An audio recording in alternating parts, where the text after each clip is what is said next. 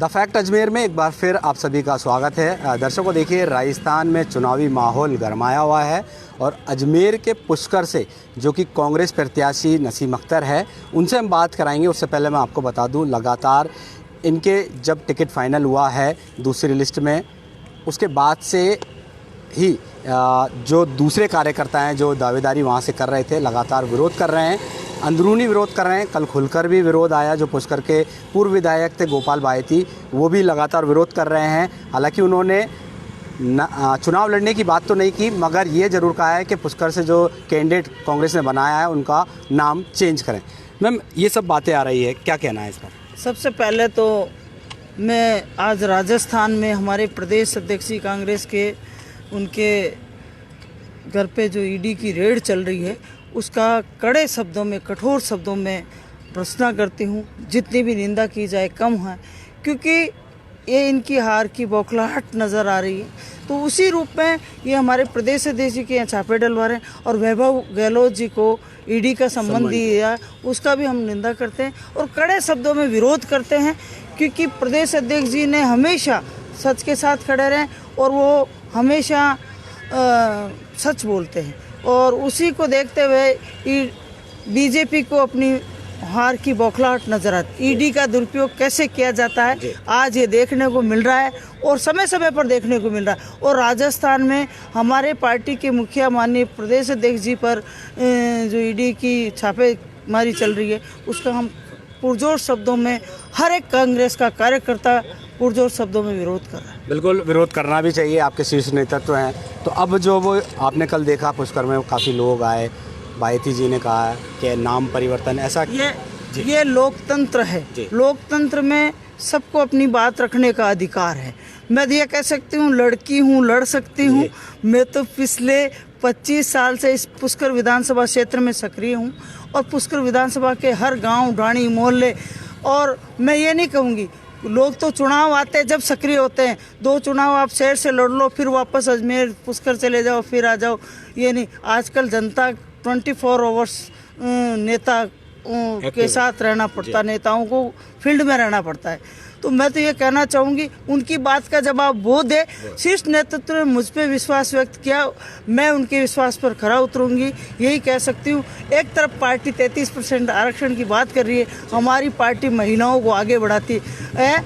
इनकी बात का जवाब ये खुद दे देंगे। अच्छा, ये बताया तैयारी कैसे चल रही है? लगातार आप 2 साल 2 बार से आपको जीत नहीं हासिल हो रही है, इस बार क्या लग रहा है, किस तरीके से ऐसा लगता है कि जीत? 36 कौम और 36 वर्ग के नेता कांग्रेस पार्टी के साथ है और कांग्रेस पार्टी ने मुझे उम्मीदवार बनाया। आशा ही नहीं, विश्वास है। पुष्कर विधानसभा क्षेत्र की जनता हमारा परिवार है। पुष्कर विधानसभा क्षेत्र का एक एक संगठन का कार्यकर्ता, एक एक कार्यकर्ता एकजुटता के रूप में खड़े होकर कांग्रेस पार्टी को विजय श्रेय दिलाने के लिए पूरी तरह से तैयार है।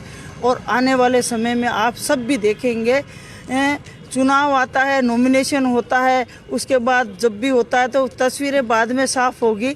अभी जो अपने जो खुद करता है वो उसका जवाब वो दे। मैं मेरी बात का जवाब देती हूँ कि शीर्ष नेतृत्व और पार्टी के एक संगठन की सिपाही के नाते मैं कांग्रेस पार्टी में हमेशा साथ खड़ी हूँ। मुझे 25 साल से कांग्रेस पार्टी में काम करते हुए हो गया और विभिन्न पदों पर भी काम किया। आज भी संगठन के प्रदेश की उपाध्यक्ष के रूप में मैं काम कर रही हूँ। तो पार्टी जो भी जिम्मेदारी देती है मैं उसे पुरजोर तरीके से अपनी जिम्मेदारी का निर्वहन करती हूँ।